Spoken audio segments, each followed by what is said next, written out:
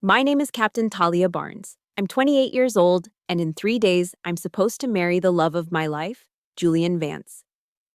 Everything was perfect until I was ambushed in my own future home. My mother-in-law-to-be, Genevieve Vance, glanced at the uniform I wear with honor and delivered a bone-chilling remark. Let's be realistic, dear. Your military pension won't even cover the property taxes here. His father then slid over a humiliating prenuptial agreement with a cold ultimatum. Sign it, or the wedding is off. What they don't know is that behind my modest salary is a $9 million net worth. Their smug faces are about to confront the only thing they respect. Let me know in the comments where you're watching from. And if you believe that honor can't be bought, hit that like button and subscribe to join me on my mission to wipe those smirks clean off their faces. The air in the Hamptons always feels different, heavy with the scent of salt and money.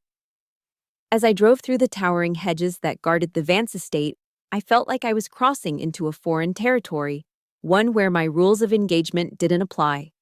My dress blues, the uniform I had earned the right to wear through years of discipline and dedication at West Point, suddenly felt like a costume.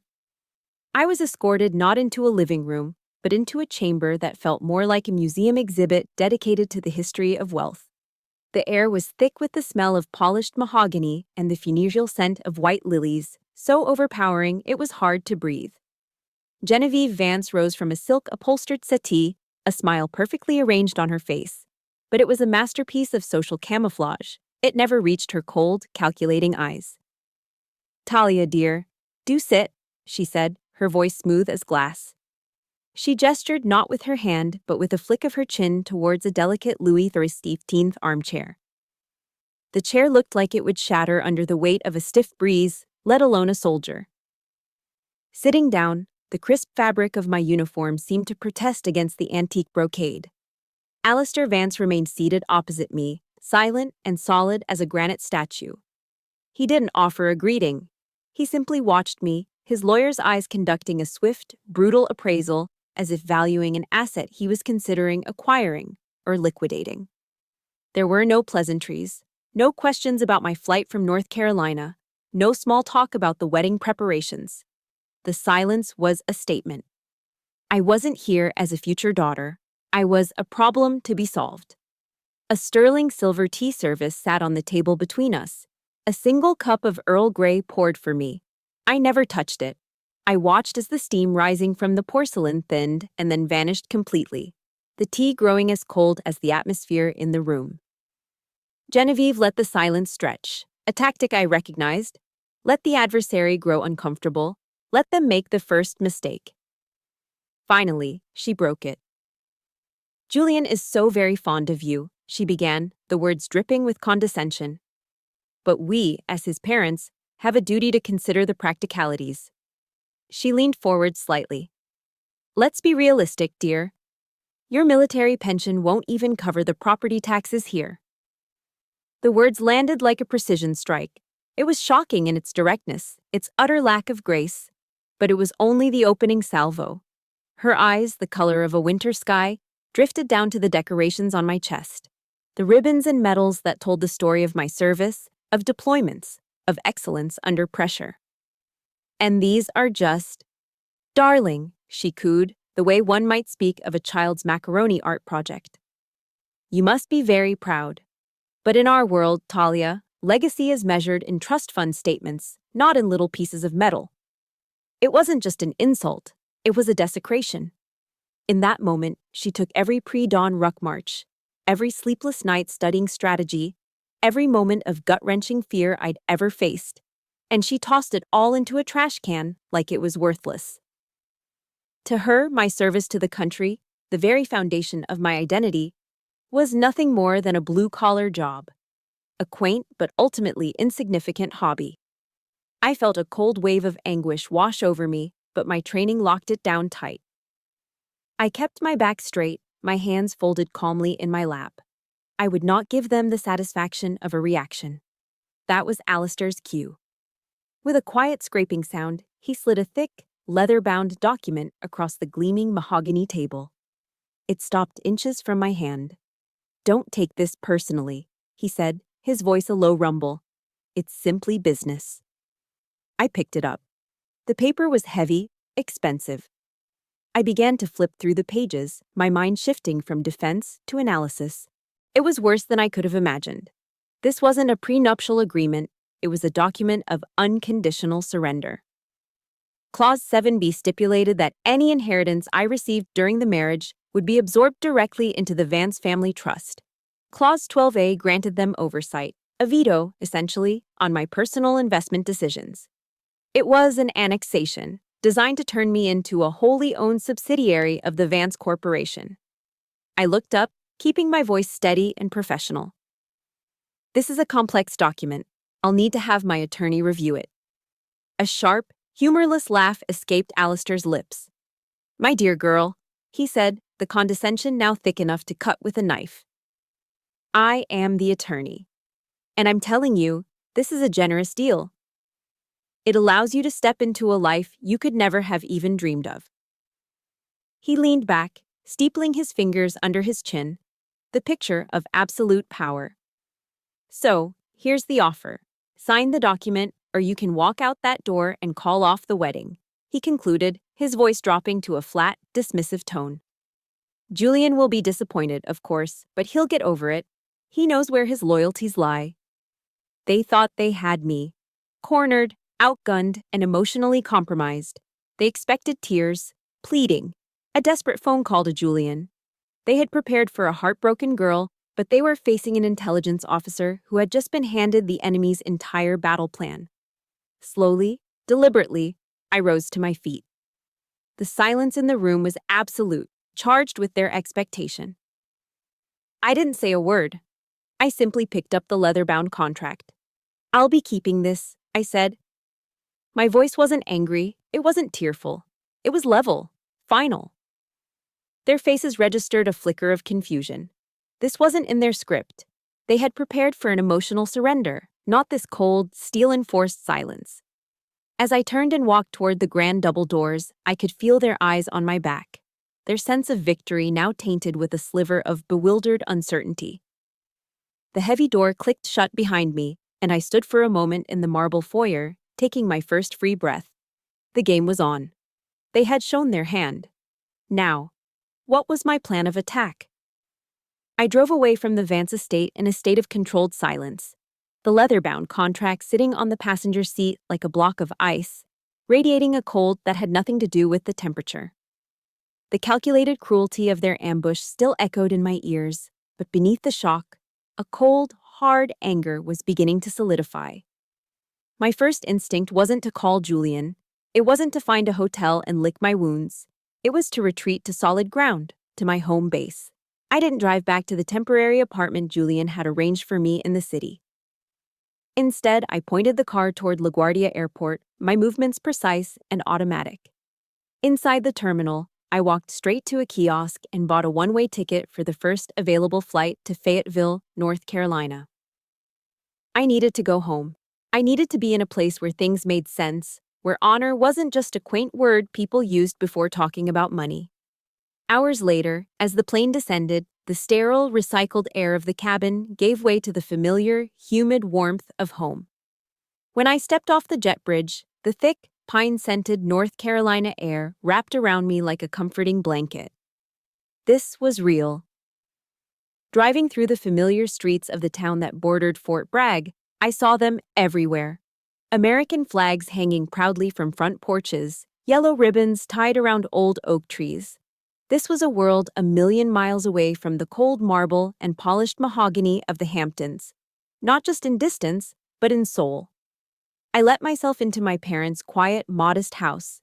It smelled of coffee and cedar, the comforting scent of my entire childhood.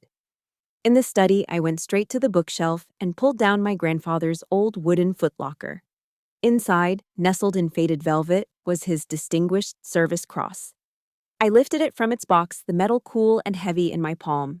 It felt substantial. It felt earned. Holding it, I could almost hear his voice, a low, steady baritone that always made you feel safe. I remembered the long summer afternoons he spent teaching me chess on the porch, the scent of freshly cut grass hanging in the air. "Talia," he'd say, moving a knight with his worn, steady hand. Every piece on this board has its own value, from the pawn to the queen. But the game is won by the player who knows how to use them. Don't you ever let someone else tell you what you're worth. He was a decorated army colonel from the Second World War, a man who had seen the worst of humanity and emerged with his integrity intact. But he was also a quiet, shrewd investor, a man who had studied the stock market with the same intensity he had studied battlefield maps. He'd built a fortune not for the sake of luxury or status, but for one single, non-negotiable purpose: to ensure that his children and his children's children would never have to bow their heads to anyone for money. He never talked about it. The wealth wasn't the point. It was a tool. It wasn't money. It was freedom. Then I thought of my father. I remembered the day my acceptance letter from West Point arrived. My dad, a retired sergeant first class who had spent 20 years in the 82nd Airborne, didn't pop a bottle of champagne or throw a party. He just nodded, a slow, proud smile creasing the corners of his eyes. Then he led me out to the backyard, handed me an axe, and pointed to a pile of logs. "You want to be an officer?" "Good," he said, his voice rough as gravel. "Then you're going to split this wood. A soldier has to know how to take care of herself before she can lead others."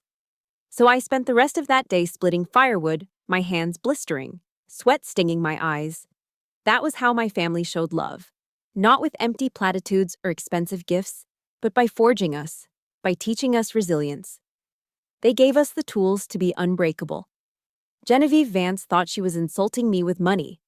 She couldn't have been more wrong. She wasn't attacking my bank account. She was attacking the very bedrock of my existence, the foundation built by 3 generations of the Barnes family: honor, service, and a self-respect that could not be bought, sold, or negotiated. Back in my father's study, I cleared a space on his old oak desk. On one side, I placed the Vance's insulting contract, its polished leather cover gleaming under the desk lamp. On the other side, I placed my grandfather's Distinguished Service Cross. 2 worlds, 2 value systems locked in a silent confrontation. I looked at the framed, black-and-white photograph on the wall. It was my grandfather as a young man in his WW-73 uniform, his gaze clear and resolute, looking out at a future he was fighting for. I knew exactly what he would say if he were here. He wouldn't tell me to be polite or to compromise. He would quote Patton, just as he always did. "Measure a man not by where he stands in moments of comfort, but by where he stands at times of challenge and controversy." He'd tell me to assess the terrain, gather my forces, and fight. A quiet promise formed in my heart. "I won't let you down, Grandpa," I whispered to the photograph. The path forward was suddenly clear. This wasn't a family squabble anymore. This was a tactical operation, and every good operation needs the right assets. I pulled out my phone and scrolled through my contacts, past names of colonels and fellow captains, until I found the one I was looking for: Marcus Thorne, a name as solid and dependable as the man himself. Retired JAG Corps Colonel. My grandfather's personal attorney. The one man on earth who understood the language of both the U.S. military code and corporate law. I pressed the call button. It was time to bring in the artillery. Back in my father's study, the comforting presence of my family's history did little to quiet the storm brewing inside me. The books on military strategy lining the walls, Clausewitz, Sun Tzu, battle analyses from Normandy to Fallujah, all spoke of tactics and logistics, but none offered a protocol for a betrayal of the heart. My phone had remained silent for hours, a dead weight on the old oak desk. Julian knew I had met with his parents. His silence was a confession, louder and more damning than any words he could have spoken. Every minute that ticked by felt like a small crack appearing in the foundation of what we were building. I had faced enemy fire, but this felt different. This was a battle I was supposed to be fighting with an ally by my side. Finally, I couldn't wait any longer. I had to know. I was the one who made the call. He picked up on the first ring, his voice hesitant, laced with a guilt he couldn't hide. "Talia, I was just about to call you." I refused to engage with the flimsy excuse. I sat up straighter in my grandfather's worn leather chair, my voice coming out colder and steadier than I felt. You knew about it, didn't you, Julian? I asked, dispensing with any preamble. The question was a clean, surgical strike. The silence on the other end of the line was my answer. It stretched for 3, maybe 4 seconds, an eternity filled with everything he wasn't saying. Finally, a weak exhale. Talia, I'm so sorry. I tried to stop them, I really did. How did you try, Julian? I cut him off, the coldness in my voice sharpening to a razor's edge. By letting me walk into that ambush alone. In the army, we have a name for that. It's called abandoning your partner under enemy fire. He stumbled over his words, trying to explain. The explanation was a cascade of tired, predictable excuses. Family tradition, he said. The pressure they put on me, they just want what's best. It all sounded like nonsense, the meaningless justifications of a man who had chosen the path of least resistance. Julian, did you read the contract? I pressed, my voice low and controlled. Did you read the clause that says I would have no legal claim to the home we live in, that I would have to surrender control over my own assets? Did you read that part? He stammered. I thought it was just a formality, a standard thing. No, I said, my voice dropping to an icy whisper. It is not a formality, it's a manifesto. It declares that I am not trustworthy, that I am an outsider, that I am not your equal. Do you agree with that manifesto, Julian? He had no answer. There was no answer. After a few more moments of his agonizing silence, I ended the call. The phone clattered onto the desk, and a profound, terrifying emptiness washed over me. For the first time, I felt utterly alone in this fight. My fingers, moving on autopilot, dialed my best friend, Maya Ray Reyes. She was a combat helicopter pilot, currently stationed at Ramstein Air Base in Germany. But she picked up instantly, her voice a welcome shot of caffeine and common sense. Barnes, what's wrong? You sound like you just got your butt handed to you in a war game. I told her everything. The mahogany room, the condescending smiles, the contract, and the gut-wrenching phone call with Julian. When I finished, Maya didn't offer any soft, useless platitudes. She was a pilot. She saw things in terms of threats, targets, and mission objectives. Talia, listen to me, she said, her voice sharp and clear over the thousands of miles of ocean. This is a PSYOPs campaign. Standard divide and conquer.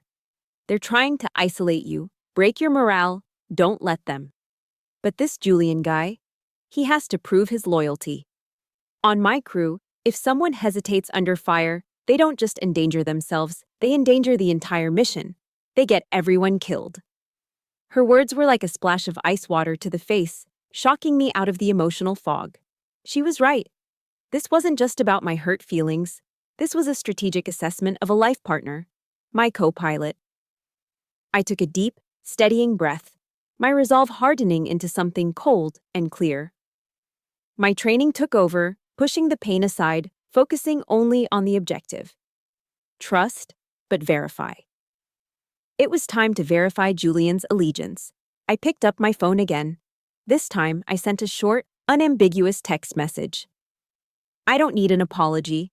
I need a decision. Where does your loyalty lie? With your family's legacy or with our future? You have 24 hours to decide which side you're fighting on. I set the phone down on the desk, face down. I had done what a commander has to do, draw a clear line in the sand and demand an unequivocal commitment. The ball was in his court now. Before I tell you what happened next, I have to ask you something. If you've ever felt like you were fighting a battle all alone, when the one person who was supposed to have your back went silent, then please hit that like button so I know I'm not the only one. And in the comments, just type a simple, I stand with you. It means more than you know. Now, while I waited for his answer, I would prepare for war, whether I had to fight it alone or with him by my side. One battle was on hold, but the other was just beginning. Next step, the meeting with Marcus Thorne. The next morning, I drove into downtown Charlotte, the uncertainty about Julian a heavy weight in my gut. But I compartmentalized it, one mission at a time. My current objective was to secure legal counsel, and there was only one man for the job. Marcus Thorne's law office wasn't in one of the city's gleaming new skyscrapers. It occupied the top floor of a solid, old brick building with a sense of permanence. The elevator opened into a space that felt more like a command post than a law firm. The walls were lined floor to ceiling with law books, their spines worn from use. There were no abstract paintings, only framed maps of historical battles and a folded American flag encased in a triangular shadow box, the kind given to the families of fallen soldiers. The air smelled of old paper, leather, and the strong black coffee that was perpetually brewing. This was his fortress. Marcus Thorne stood to greet me from behind a massive oak desk. He was in his 70s, but he carried himself with the ramrod straight posture of a man who had spent a lifetime in uniform. His handshake was firm, his grip strong, and his piercing blue eyes seemed to see right through any pretense. "Captain Barnes," he said, his voice a gravelly baritone. "Your father told me you were the sharpest one in the family. Word is you're having a little trouble with some white shoe lawyers up in New York." There was no small talk, just a direct line to the heart of the matter. It was a relief. I placed the Vance's leather-bound contract on his desk. It looked alien and obscene in this room dedicated to justice and honor. He put on a pair of reading glasses, his expression unreadable as he scanned the first few pages. He flipped through the document with an unnerving speed, his sharp eyes missing nothing. After a few minutes, he leaned back in his chair, took off his glasses, and let out a short, sharp snort of utter contempt. "This isn't a contract, Captain," he said, his voice dripping with disdain. "This is an unconditional surrender document. It's a cowardly piece of work." Hearing him say that, hearing him validate the outrage I felt, was like a balm on a raw wound. In that moment, I knew I wasn't alone anymore. "They think I have nothing to lose," I said, my voice steady, "and nothing worth protecting. They're wrong on both counts." I slid another folder across the desk, a simple manila folder containing the notarized statements of my financial portfolio. Marcus picked it up, a flicker of curiosity in his eyes. He opened it and began to read. I watched his face. I saw him scan the assets, the diversified stocks, the real estate holdings. I saw the moment his eyes landed on the final page, on the bottom line number. One of his silver eyebrows shot up. A slow, dangerous smile spread across his lips, the smile of a predator who has just spotted a fatal weakness in his opponent. He placed the folder down gently, deliberately, and looked at me, not as his old friend's granddaughter, but as a fellow warrior. His eyes held a new and profound respect. "Well now," he said, his voice dropping low. "This changes the entire strategic landscape. This isn't defense, Captain. This is overwhelming firepower. We're not just going to reject their insulting offer, we are going to shove it right back down their throats." The relief that flooded through me was immense. The loneliness and uncertainty that had plagued me for the last 24 hours evaporated. I was no longer an isolated soldier behind enemy lines. I had an ally, a general. For the next 2 hours, we weren't a lawyer and his client. We were 2 military officers in a command tent, planning a campaign. We whiteboarded the entire operation, analyzing the enemy's strengths and, more importantly, their weaknesses, their arrogance, their obsession with appearances, their mortal fear of public scandal. We defined our strategic objective, not to annihilate, but to compel, to force them to the negotiating table and secure a treaty based on mutual respect, not domination. "We are not playing their game by their rules, Talia," Marcus said, tapping a pen on the desk like a drumbeat. "We are creating a new battlefield, one where their money and status mean nothing. We're going to draft our own prenup, a document that isn't about protecting assets, but about protecting honor." He got it. He understood instantly that this was never about the money. It was about the principle. He pulled out a yellow legal pad and began to sketch out the framework. We didn't call it a prenuptial agreement. We called it the Articles of an Equal Partnership. It didn't begin with a cold list of assets. It began with a preamble, a declaration of principles, mutual respect, shared sacrifice, and a commitment to support one another's careers and callings. It shielded my inheritance with ironclad language, but it was also fair to Julian, protecting his own future contributions. It transformed a cold legal document into a statement of values. It was our Declaration of Independence. When Alistair Vance reads this, Marcus said with a grin of pure, predatory satisfaction, he's going to realize he's not dealing with some naive little soldier girl. He's going to realize he's dealing with the granddaughter of one of the smartest, toughest men I ever had the honor of serving with. He capped his pen and pushed the legal pad towards me. The foundation of our counteroffensive was complete. Now, he said, his voice softening just a fraction, you go home, and you wait to see if your young soldier passes his test. The 24-hour deadline I had given Julian stretched into an agonizing silence. With every hour that passed, the hope I clung to frayed a little more. I had my meeting with Marcus Thorne. I had a plan of attack. But the question of whether I would be executing it alone hung in the air like a storm cloud. I tried to focus, to read, to do anything to keep my mind off the ticking clock. But it was no use. This wasn't a tactical problem I could solve with logic. It was a matter of the heart. 23 hours after I sent the text, just as I was beginning to accept the bitter reality that I had lost him, I heard a knock at the front door. Not a loud, demanding knock, but a soft, hesitant one. My breath caught in my throat. I walked slowly to the door, my heart hammering against my ribs. Looking through the peephole, I saw him. It was Julian. He was just standing there on the porch, looking exhausted. His hair was a mess, his clothes were rumpled, and he held a small carry-on bag in one hand. He hadn't just driven from the city, he had flown here. That single decisive action spoke volumes more than 1,000 texted apologies. A fragile tendril of hope began to unfurl in my chest. I unlocked the deadbolt and opened the door. He didn't try to rush in, he didn't try to hug me or offer a desperate excuse. He just stood there, his eyes meeting mine. And in their depths, I saw profound, soul-deep regret. "You were right," he said, his voice hoarse with fatigue and emotion.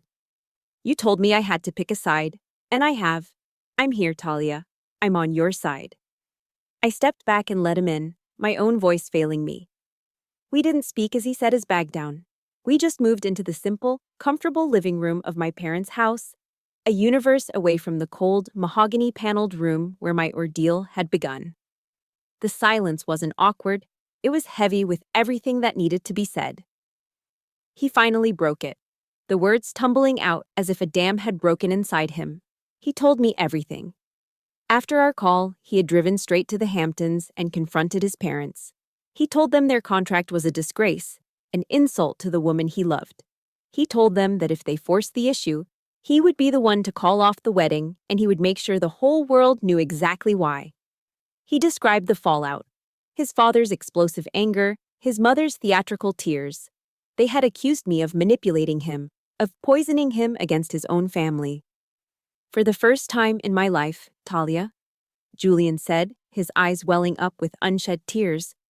I looked at them, and I didn't recognize them. They weren't concerned about my happiness. They were concerned about control. "You saw who they really are? And I'm so sorry I was blind for so long." He had finally seen the truth, and in that moment, seeing the pain and the clarity in his eyes, I knew the fracture between us could be healed. The trust that had been shattered was beginning to piece itself back together. It was my turn to be completely honest, to close the final gap between us. I reached for the manila folder Marcus had reviewed, my financial statements, and placed it on the coffee table between us. "Julian, there's something I've never told you," I said softly. "It wasn't because I didn't trust you, it was because I needed you to fall in love with me, with this soldier, with the person I am, and not with anything else." He looked at the folder, then at me, a question in his eyes. He opened it. I watched his face as he processed the information, the sequence of emotions playing out in his expression. Confusion, then utter shock. And then, as his eyes found the bottom line, I saw something else flicker across his face. A complex, undefinable look that settled on a faint hint of hurt. He looked up at me, his voice barely a whisper. "Why didn't you tell me?" "Because in my world," I explained, my voice gentle but firm, "you're judged by what you do, not by what you have." I needed to be seen as Captain Barnes, not as an heiress. The hurt in his eyes slowly dissolved, replaced by a wave of deep and profound understanding. He closed the folder and pushed it aside, as if it were irrelevant. I get it, he breathed, a small sad smile touching his lips. I fell in love with a soldier, not a bank account. And with those words, the last wall between us crumbled into dust. The doubt, the fear, the anger. It all washed away, leaving only the solid ground of our commitment. We weren't just a couple in love anymore, we were a unit. I reached into my bag and pulled out the yellow legal pad from Marcus's office, the Articles of an Equal Partnership, sketched out in his confident hand. I gave it to Julian. He read the preamble, then the key clauses. I watched a genuine smile spread across his face for the first time since he'd arrived. A smile of relief, of recognition. This, he said, looking up at me, his eyes shining with a newfound strength. This is us, a team. He placed his hand over mine on the document, his grip firm and steady. Now, let's go show them what a real team looks like. The flight back to New York with Julian was a study in quiet solidarity. We weren't just a couple in love anymore. We were a single, unified front moving toward a clear objective. A two-person fire team preparing to enter hostile territory. Every decision we made was strategic. We booked a dinner meeting at the Capitol Grill in Midtown Manhattan, a den of dark wood, aged steak, and quiet power. A place where billion-dollar deals were made over $1,000 bottles of wine. It was neutral ground. We were not going to their estate, not stepping onto their turf where they held every advantage. This battle would be fought on our terms. We arrived 15 minutes early, a discipline ingrained in me from my military training. Punctuality is a form of control. I had chosen my uniform for this engagement carefully. A simple but impeccably tailored navy blue sheath dress. It was professional, understated, and powerful. Julian, in a sharp dark suit that fit him perfectly, looked every bit the Vance heir. But the cloud of hesitation that once shadowed his eyes was gone. In its place was a cold, hard determination that mirrored my own. We requested a corner booth, a power seat tucked away from the main flow of traffic that gave us a clear view of the entire dining room, including the entrance. We were in command of the space. When the waiter, a man in a crisp white jacket, approached our table, I didn't even glance at the wine list. Woodford Reserve, on the rocks, I said, my voice even. Julian ordered the same. It was a subtle but clear statement. We weren't here to socialize, to sip delicate Chardonnay. We were here to negotiate a treaty. Alistair and Genevieve arrived precisely on time, as they always did. They swept into the restaurant not like people arriving for dinner, but like monarchs making an entrance, expecting the low hum of conversation to dip in deference. They carried with them an aura of regal condescension, expecting to find two chastened children ready to beg for forgiveness. Genevieve's eyes landed on Julian and me, sitting side by side, a united front, and a smug, knowing smile touched her lips. Well, she purred, her voice a silken weapon as she slid into the booth opposite Julian. It seems you two have talked. I do hope you've managed to explain the realities of the world to her, Julian. It's for her own good, really. Alistair said nothing. He simply gave his son a curt, almost imperceptible nod of approval, as if Julian had successfully disciplined an unruly subordinate and was now presenting the results. They took their seats, arranging their napkins in their laps, completely oblivious to the fact that the ground beneath their feet had fundamentally shifted. They had come expecting a surrender. They were about to face a full-scale counteroffensive. Julian didn't wait for them to settle. He didn't allow for small talk. He launched the first strike, his voice steady and unwavering, cutting through their condescending act. Father, mother, he began, his tone formal and final. We're here tonight to inform you that your proposed contract is unacceptable. It isn't just unfair, it's an insult. And we will not sign it. Either we find a resolution tonight based on mutual respect, or there will be no wedding. The smugness on Genevieve's face froze, then cracked like a porcelain mask. I watched her eyes flicker with genuine surprise, which quickly hardened into anger. Alistair's gaze narrowed, his focus sharpening on his son like a laser. He was clearly blindsided, not by the sentiment, but by the united rebellion. "Julian, don't be naive," Alistair shot back, his voice taking on a hard, threatening edge. "This is how the world works. This is how legacies are protected." "No," I said, speaking for the first time. My voice was quiet, yet it seemed to cut through the restaurant's ambient noise. "That is how your world works. In our world, we have something called honor." I reached into my briefcase and pulled out 2 folders. I slid them across the polished dark wood of the table. They came to a stop directly in front of Alistair. One was the single-page document Marcus had drafted, our Articles of an Equal Partnership. The other was the simple manila folder containing my certified financial statement. "Before you read our proposal," I said, my eyes locked on Alistair, "I think you should look at this first. It will allow us to have a conversation based on a full disclosure of the facts." Genevieve reached for the manila folder with 2 fingers as if it were contaminated, a look of profound distaste on her face. But Alistair, ever the lawyer, ever the pragmatist, opened his immediately. I kept my own expression neutral, my training kicking in. I was an intelligence analyst observing a target, cataloging every micro-expression. I saw the flash of annoyance at our audacity. I saw it morph into confusion as he scanned the list of assets, diversified stocks, real estate holdings. And then, as he turned to the final page and his eyes hit the bottom line number, I saw it. The complete and utter demolition of his arrogant composure. The blood drained from his face, leaving behind a pale, waxy sheen under the restaurant's dim lighting. It was as if he'd been physically struck. His head snapped up, his eyes wide, locking onto mine. The superiority was gone, vaporized. In its place was a raw, uncomprehending disbelief. He was looking at me, truly looking at me, for the very first time. Genevieve, sensing the sudden, violent shift in her husband's demeanor, snatched the folder from his limp hands. I heard her sharp, incredulous intake of breath. Her perfectly lipsticked mouth fell open. All the sarcasm, all the condescension, all the carefully constructed superiority she wore like armor simply vanished. 9 million, she stammered, the words a choked whisper. She stared at me, her eyes wide with a shock that bordered on fear. "How?" "My grandfather was a good soldier," I stated, my voice flat and even. "He was an even better investor." Julian seized the tactical advantage. His voice, now resonating with a power and authority I'd never heard from him before, filled the stunned, cavernous silence. "Now," he said, pushing our 1-page proposal toward them with a decisive flick of his wrist. "Let's talk about our articles of partnership. They are non-negotiable. You have 24 hours to have your lawyers review it and sign." He leaned forward slightly, his eyes cold. "If you don't," he paused, letting the weight of his next words sink in, "I will personally call the New York Times and give them a very interesting story about how the Vance family treats a decorated officer of the United States Army."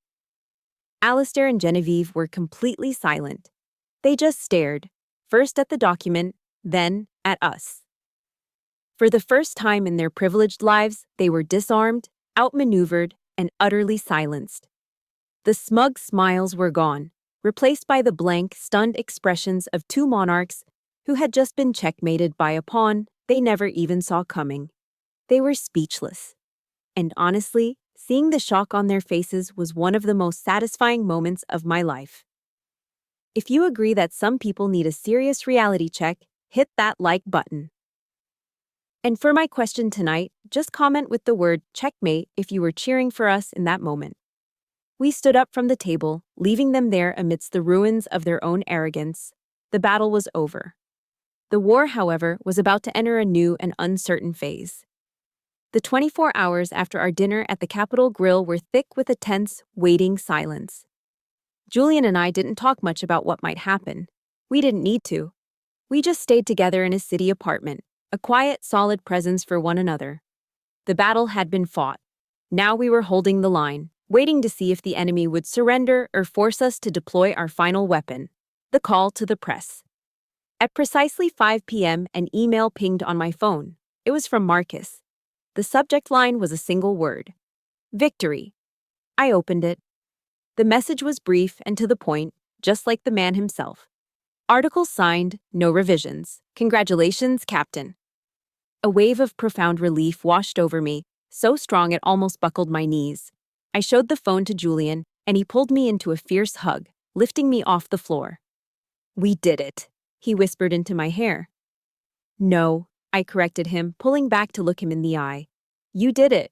You chose to be my partner." The moment was sweet, a clear and decisive win. But it didn't feel like the pure elation of a total victory. It was more complicated than that. We had won the legal battle, but the collateral damage to our future family felt immense. Just as that thought crossed my mind, my phone buzzed again. A text from an unknown number. My stomach tightened. "This is Genevieve," the message read. "Can we meet?" Alone, just the two of us. My first instinct was suspicion. Was this another trap? Another attempt to manipulate the situation? But the request was direct, without any of the usual flowery language she used. I agreed, suggesting a small independent coffee shop in Greenwich Village, a place far from her Upper East Side comfort zone. If she was serious, she would come to me.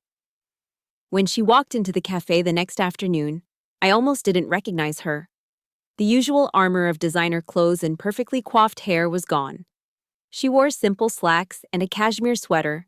Her face looked tired, and for the first time, I saw the fine lines of vulnerability around her eyes. She carried none of her usual aristocratic air as she navigated the crowded room. She sat down opposite me, placing her handbag on the floor. And for a long moment, she just stared into the latte the waitress had placed in front of her. The silence stretched, but this time, it wasn't a weapon. It was hesitant, uncertain. Finally, she lifted her head and looked directly at me. Her eyes were clear of the icy judgment I was used to. "I was wrong," she said, her voice quiet and steady. "I judged you based on my own prejudices.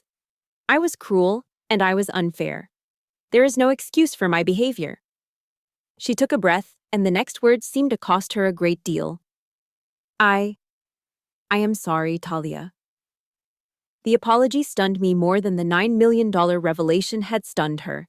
I had been prepared for more arguments, more threats, perhaps a more subtle form of manipulation. I was not prepared for a direct, unequivocal apology. As an intelligence officer, I'm trained to question everything, to look for the angle, the hidden motive. But as I watched her, I saw no deception in her eyes. I saw a woman who had been profoundly shaken, forced to look in a mirror she had been avoiding for years. I didn't know how to respond, so I just listened. "You remind me of Julian's great-grandmother," Genevieve continued, a distant, thoughtful look on her face. "Eleanor. She was a nurse in the First World War. She came from a family of farmers in Ohio. When she married into the Vance family, they all looked down on her. They thought she was common, that she wasn't good enough." She paused, taking a small sip of her coffee. "But she was the strongest, smartest one of them all. She saved the family's entire fortune during the Great Depression with her shrewdness and common sense when all the men with their fancy educations were panicking." Genevieve reached into her handbag and pulled out a small velvet-covered box. It looked old. "She left this," she said, her voice becoming thick with emotion. "She stipulated in her will that it wasn't to be given to just any woman who married a Vance. It was to be given to a woman who would bring new strength to the family, not just more money." Her hands, which I noticed were trembling slightly, opened the box. Inside, nestled on a bed of faded silk, was an antique silver brooch. It was the image of an eagle, its wings outstretched in powerful flight. It wasn't flashy or covered in gems. It was simple, elegant, and radiated a sense of quiet, unyielding strength. It was beautiful. "I think this belongs to you," she said, pushing the box across the table. I was so focused on protecting our old legacy that I forgot a legacy has to breathe. It needs new life to survive. You are that new life, Talia. Your strength is something we haven't had in a long time. I picked up the box. The weight of it felt significant in my hand. This wasn't just a piece of jewelry. It was an olive branch, a peace treaty, a recognition that went far beyond any legal document. I knew my relationship with Genevieve would never be simple or easy. The scars were too deep for that. But for the very first time, I could see a path forward, a chance for something more than just a ceasefire. a chance for a real family. Thank you, Genevieve, I said, my voice quiet. I'll treasure it. Our wedding day dawned bright and clear, the late summer sun casting a golden glow over the vineyards of Long Island's North Fork. We didn't get married at the Vance estate in the Hamptons, a place that had become a symbol of conflict and judgment. Instead, we chose a beautiful, sprawling vineyard, a place that felt both elegant and grounded, a perfect fusion of our two worlds. This wasn't their event, it was ours. Every decision, from the flowers to the music, was made by Julian and me together. Early on, Genevieve had presented us with a preliminary guest list, a veritable who's who of East Coast politics and finance. Julian hadn't even hesitated. "No, Mom," he had said, his voice gentle but firm. "This is our wedding. Talia's friends, the soldiers she has served with, the men and women who have had her back in some of the most dangerous places on earth, they are just as important as any senator on your list." And for the first time, Genevieve had simply smiled, a little sadly perhaps, and agreed. The stage was no longer hers to command. As the guests began to arrive, the beautiful harmony of our two lives played out before my eyes.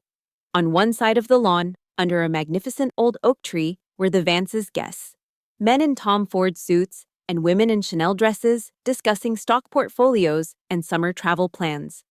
On the other side were my guests, my family from North Carolina and my friends from the military, standing tall and proud in their dress uniforms, sharing stories of deployments and life on base. My best friend, Maya Ray Reyes, looking stunning and formidable in her Air Force mess dress, quickly became the center of attention.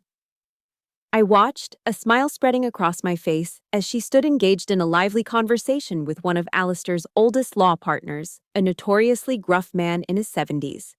They were both laughing, completely engrossed. In that moment, I saw more than just a polite mingling of guests. I saw a bridge being built, a sturdy, hopeful structure spanning the chasm between our two seemingly irreconcilable worlds. For the first part of the ceremony, I chose not to wear a traditional wedding gown. Instead, I wore my Army service uniform, the crisp white shirt and dark blue jacket that represented so much of who I was. Pinned carefully to the lapel was the antique silver eagle brooch, Eleanor Vance's legacy, a silent testament to the peace we had forged. When the music began and I started my walk down the aisle, I saw Julian waiting for me under an archway of white roses. The look in his eyes held everything: love, respect, admiration, and a profound understanding of the journey we had taken to get to this moment. When I reached him, he didn't just take my hand. He gave me a slow, deliberate nod of respect, a soldier acknowledging his partner. We had written our own vows, words that spoke not just of love, but of alliance. "I promise," I said, my voice thick with emotion but steady, "to be your compass when you are lost, and your fortress when the storms come." He squeezed my hand, his own voice clear and strong. "And I promise," he answered, "to be the sentinel of your heart, the one who will never, ever leave you behind on the battlefield of life." We weren't just exchanging rings. We were forming an unbreakable alliance. As the officiant pronounced us husband and wife, we turned to walk back down the aisle, and I was met with a surprise Julian had arranged. My military friends had formed a traditional saber arch, their polished swords gleaming in the afternoon sun, creating a vaulted ceiling for us to pass under. It was a beautiful, powerful symbol, a formal welcome for Julian into my world, my family of choice. Later, at the reception, held in a beautifully restored barn lit by hundreds of fairy lights, it was time for the toasts. I steeled myself for Alistair's speech, expecting a few polite, hollow platitudes. But he surprised me. He stood, raised his glass of champagne, and waited for the room to fall silent. "When I first met Talia," he began, his voice deep and contemplative, "I saw an officer, a capable, disciplined young woman. Today," he paused, his eyes finding mine across the crowded room, "I see a brilliant strategist, a woman of iron will, and a deeply compassionate heart." He let that sink in before continuing. "Our great-grandmother Eleanor used to say that the Vance family needed new blood to survive, to keep from growing stagnant and complacent. Talia, he said, raising his glass higher. Welcome to the family. You are not just marrying into it, you are strengthening it. It was the final, unconditional surrender.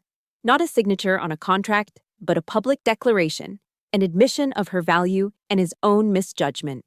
In that moment, with the warm glow of the lights around us and Julian's hands securely in mine, I knew the war was truly over. Looking at my new husband, and then at the incredible, unlikely mix of people all celebrating together, I realized what family truly was. It wasn't about bloodlines or shared last names. It was about loyalty. It was about choosing to stand by someone, to fight for them. It was about respect. My family wasn't just the one I was born into, or the one I had just married into. It was this. All of this. A coalition of honor, built on a foundation of love. After the wedding, after the honeymoon, after the dust from our war had finally settled, Julian and I began the most important mission of all: building a life. We didn't move into a penthouse apartment on Park Avenue, as the Vances had quietly assumed we would. Instead, we made a deliberate choice to draw our own map. We bought a cozy 2-story brick colonial in Alexandria, Virginia. It was close enough to Washington, D.C. for my career in intelligence and for Julian's new job at a nonprofit advocating for veterans. But it was just far enough from New York to give us breathing room. It had a small, manageable garden, hardwood floors that creaked with character, and a fireplace that crackled with the promise of quiet evenings. It was our fortress, our home. We established our own rules of engagement for our marriage from day one. All major decisions made together, no financial secrets, and an unbreakable rule that his family and my family were not to interfere in a conflict between the two of us. We were a sovereign nation of two. Genevieve's first visit was a test of those new borders. She walked into our home, her eyes scanning our simple, functional kitchen. We didn't have a Sub-Zero refrigerator or a 6-burner Wolf range. We had a GE profile and countertops we'd installed ourselves. "Oh," she said, a faint wrinkle of distaste appearing on her brow. "It's all very rustic." It was the ghost of her old self, a subtle jab wrapped in a polite word. A year ago, it might have wounded me. Now, it just felt predictable. Before I could even respond, Julian, who was standing beside me, gently squeezed my hand. "It is, Mom," he said, his voice warm but firm. "It's ours, and we love it." He didn't argue, he didn't get defensive, he simply stated a fact and, in doing so, gently but unequivocally drew a line. "This is our space. Your standards do not apply here." The next test came a few weeks later. The Vance family had a sacred tradition: mandatory Sunday dinner at the estate. No exceptions. On the second Sunday after our honeymoon, Julian's phone rang. It was his mother. I could hear her imperious tone even from across the room. "Julian, darling, where are you two? Cook is holding dinner." "We're still unpacking, Mom," Julian said calmly. "We're planning to come up next Sunday." There was a pause. "No, Julian. That won't do," she insisted. "It's tradition." I watched him. He took a slow, deep breath, the way a soldier does before entering a tense situation. "Mom, we love you," he said, his voice laced with an unshakable resolve. "But Talia and I have our own life now. We'll do our best to come up twice a month. But that's what we can manage. We're creating our own traditions now." He listened for another moment, said, "I love you too," and hung up. He turned to me with a wry smile and a slight shrug. "Well," he said, "I expect we'll feel some aftershocks from that one." And in that moment, I felt a wave of love for him that was deeper than anything I had ever felt before. It was the profound, grounding security of knowing your partner will stand with you, that he will protect the life you are building together, even when it's hard. He had become the sentinel he promised he would be. But the most surprising development came a few months later, on a quiet Tuesday evening. My phone rang with a call from a number I recognized with a start. Alistair Vance's private line. I braced myself, expecting some new legal maneuver or complaint. There were no pleasantries. He got straight to the point. "Talia," he said, his voice all business. I'm looking at a potential investment in a new defense technology firm. I recall you mentioning you did sector analysis in that field. I want your professional opinion. As an expert, not as my daughter-in-law. I was floored. He wasn't calling to challenge me. He was calling for my help. For the next hour, we talked. I broke down the company's technology, their market position, the potential risks in their supply chain, and the geopolitical factors he hadn't considered. I was direct, professional, and uncompromising in my analysis. I gave him the same unvarnished truth I would give a commanding general. When I was done, there was a long silence on the other end of the line. For a moment, I thought I had overstepped. Then his voice came back, devoid of its usual arrogance. "Thank you," he said simply. "Your assessment was valuable." That was it. But it was everything. It was a recognition of my worth based on my skills and my intellect.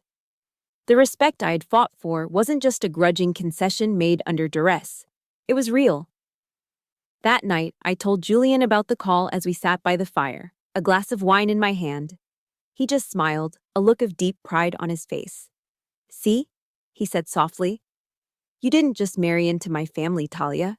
You're changing it." We sat there in comfortable silence for a long time, watching the flames dance. The peace we felt wasn't the absence of conflict. We knew there would be more challenges, more negotiations, more small battles to be fought along the way. But this was a new kind of peace. It was the quiet confidence that comes from knowing you can face any storm, navigate any terrain, as long as you have your partner by your side. We had fought for this peace, and it was sweeter than any victory I had ever known. 2 years passed. 2 years of building a life in our quiet corner of Virginia, of finding a rhythm that was uniquely ours. I was still serving, my work in intelligence as demanding and fulfilling as ever. And Julian had found his true calling, leaving the corporate law world far behind to work for a nonprofit that provided legal and financial support to veterans transitioning back to civilian life. He was happier than I had ever seen him, his work fueled by a quiet passion to serve those who had served. One evening, we were sitting in our small study, paying bills and reviewing our finances, just like any other married couple. I was looking at the quarterly statement from the portfolio my grandfather had left me. The numbers on the page were impressive, but they also felt abstract, impersonal.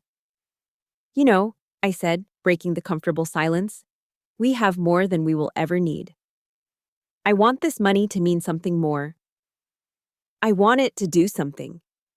Julian looked up from his laptop, his expression thoughtful. "I've been thinking the same thing," he said. He leaned back in his chair. "Do you remember that first day at the estate? What my mother said about your pension?" A shadow of the memory, the sting of the insult, passed through me. I nodded. "What if we did the exact opposite of that?" he proposed, a new energy lighting up his eyes. "What if we use Avant's legacy, their shrewdness with money, to honor the values of the Barnes family?" And just like that, an idea was born. Not from anger or desire for revenge, but from a place of peace and a shared desire to create something positive from the ashes of our conflict. We decided to establish a scholarship fund. We didn't want to fund a trust fund kids on their way to the Ivy League. The world had enough of that. Our scholarship would be for the children of enlisted service members and veterans. Bright, talented young people who wanted to pursue careers in public service, education, nursing, social work, law enforcement. The quiet heroes who hold the fabric of our nation together. It became our shared project, a perfect fusion of our skills and our worlds. Julian, with his legal expertise, handled the complex paperwork of establishing a charitable foundation. I, with my network throughout the military community, worked to find the most deserving candidates. We named it the Barnes-Vance Legacy Scholarship. The name was a statement in itself, a symbol of the bridge we had built, of the reconciliation of two families, two value systems, into a single, stronger entity. The first award ceremony was held not in a flashy hotel ballroom, but in the magnificent, awe-inspiring Great Hall of the Library of Congress's Thomas Jefferson Building in Washington, D.C. The setting was intentional, a place of knowledge, of national heritage, a place that belonged to every American. Alistair and Genevieve were there. They flew down from New York for the event and sat in the front row. They had changed in the past 2 years. The hard edges of their arrogance had softened. As they looked around the historic hall, at the bright young faces of the scholarship recipients, I saw something in their eyes I had never seen before, a quiet, genuine pride. When it was my turn to speak, I stood at the podium and looked out at the audience, at the hopeful students, their proud parents in and out of uniform, and at my 2 families, now united. My family taught me that honor can't be bought, I began, my voice clear and steady. It must be earned through service and sacrifice. And my husband's family taught me that a legacy, to endure, must be invested wisely. I smiled, looking from my father to Alistair. Today we are combining those 2 lessons. We are investing in the most valuable legacy of all, the future of young Americans dedicated to serving others. We are investing in you. After the ceremony, as people mingled over coffee and pastries, a young woman with bright, intelligent eyes and a shy smile approached me. "Captain Barnes," she said. "I'm Sarah. My dad is a sergeant first class with the 101st Airborne. I just wanted to thank you. Because of this scholarship, I can afford to go to nursing school. You're my hero." Looking into her shining eyes, I felt a sense of clarity so profound it was like the sun breaking through the clouds after a long and violent storm. My personal war with advances, a conflict that had felt so all-consuming, so painful at the time, was never just about me. It was a necessary crucible, a trial by fire that had forged us all, me, Julian, even his parents, into something stronger, something better. It had cleared the way for this moment, for this self-made dawn. I reached for Julian's hand, my fingers lacing through his. We hadn't just built a marriage. We had, against all odds, built a legacy. A legacy defined not by the cold, hard numbers in a bank account or by a storied family name, but by the quiet, enduring power of honor, by the strength of integrity, and by the simple, profound act of giving someone else a chance. And that was a legacy worth fighting for. Looking at that young woman, Sarah, I finally understood the most important lesson from this entire ordeal. My grandfather taught me that no one else gets to decide your value, and my in-laws put that lesson to the ultimate test. They tried to put a price tag on my honor, on my service. They failed because my worth was never up for their negotiation, and neither is yours. Our journey together doesn't have to end here. If you believe in stories where integrity is the only currency that matters, you've found your community. Please subscribe and share this story with someone who needs to be reminded of their own unshakable worth. Thank you for listening.